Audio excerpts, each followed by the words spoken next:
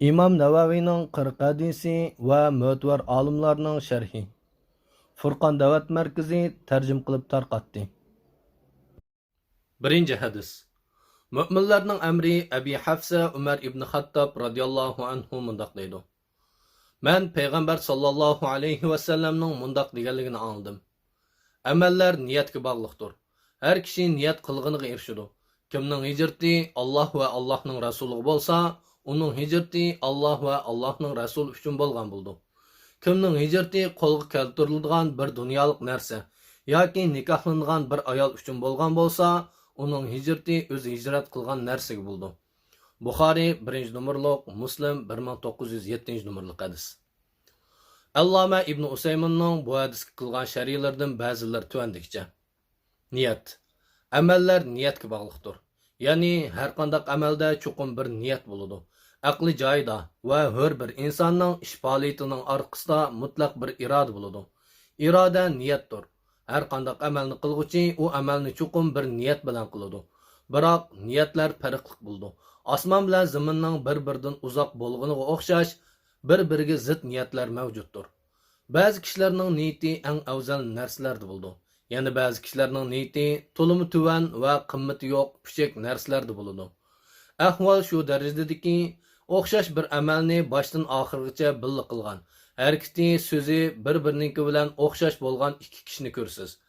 Ammo niyatining farqli bo'lishi sababi bilan ikkisining orasida osmon bilan zamindek farq mavjud. Amallar niyatga bog'liqdir. Har kishi niyat qilganiga erishadi. Ya'ni shariatga uyg'un amallar orqali Allohning roziligi va oxiratning baxt saodatini niyat qilsangiz, buningga yeta olasiz. Shariatga uyg'un amallarni vosita qilib turib, dunyoviy manfaatga erishishni niyat qilsangiz, buningga erisha olishingizmi, erisha olmasligingiz mumkin. Hijrat. Hijrat kishining kufr diyoridan islom diyoriga ko'chishidir. Masalan, Amerika kufr diyoridir. Amerikada yashab musulmon bo'lgan bir odam u yerda dinga to'liq amal qilib yashashga qodir bo'la olmasa, diniga cheklimsiz holda to'liq amal qila oladigan islom diyoriga hijrat qilish kerak bo'ladi. Hijrat 3 turlik bo'lib, ular: 1. Makondan hijrat, 2. Amaldan hijrat, 3. Yomon ish qilguvchidan hijrat qatorliqlardir. 1. Makondan hijrat. Bu kishining gunohlar va kufr keng tarqalgan bir makonni tark etib, bu xil yomonliklar yo'q yerga yo'tkilishidir. Makondan hijratning eng ustuni kufr diyoridan islom diyoriga ko'chishdir. Islom olimlari diniga ochiq oshkor holda to'liq amal qila olmaydigan kishining kufr diyoridan islom diyoriga ko'chishining farz bo'lganligini bayon qilgan. Biroq kufr diyoridagi musulmon diniga ochiq oshkor holda to'liq amal qila olsa va islom shariatini o'rindashda bir cheklama putlukashonga uchramasa, bu musulmonning islom diyoriga hijrat qilishi farz emas, mustahab. Ya'ni qilishi yaxshi, qilmasligi gunoh bo'lmaydigan amal bo'ldi. Kishining vatani kufr diyori bo'lsa va diniga ochiq oshkor cheklimsiz holda amal qila olmasa, bundoq kishining u yerni tark etib hijrat qilish farz bo'ladi. 2. Amaldan hijrat. Amaldan hijrat kishining Alloh cheklagan gunohli ishlarni tark etishini ko'rsatadi. Rasululloh sallallohu alayhi va sallamning bunu hadisi mushu nuqtani bayon qilib berdi. Musulmonlarning uning tilining va qo'lining ziynidan xotirjam bo'lguchidir. Muhojir Allohning cheklamalaridan, ya'ni u cheklamalarni tark etish orqali hijrat qilguchidir.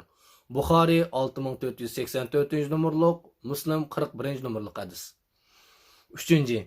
Yomon ish qilguchidan hijrat. Ba'zida ma'lum bir harom ishni davomlashtirib, u amalga cho'kib ketguchidan hijrat qilish, ya'ni uni tark etib, uning bilan munosabatni uzish farz bo'ladi. Ulamolar mundaq degan: ochiq oshkor holda gunoh qiladigan kishilarning u gunohni ko'rishiga pisand qilmaydigan kishi bilan munosabatni uzish bir foyda beradigan taqdirda durustdir. Bu yerdagi foyda tashlab etilgan kishining xato ishni tunib gunohdan yenishni ko'rsatadi. Ahli sunnat va jamoatning aqidasida cho'ng kufr sirtidagi gunohlar kishini dindan chiqarib etmaydi.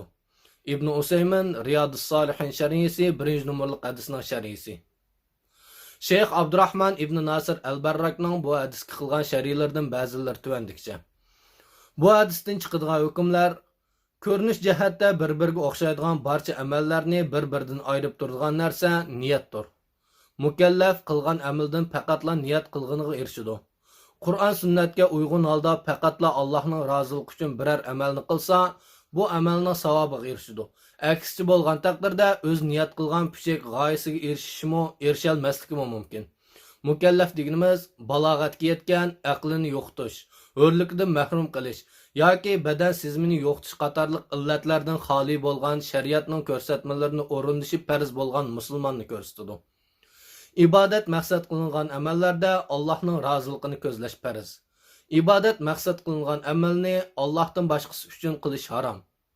Shirik diyordan islom diyoriga hijrat qilishning shariatda belgilanganligi chiqadi. Hijratda ixlos farz.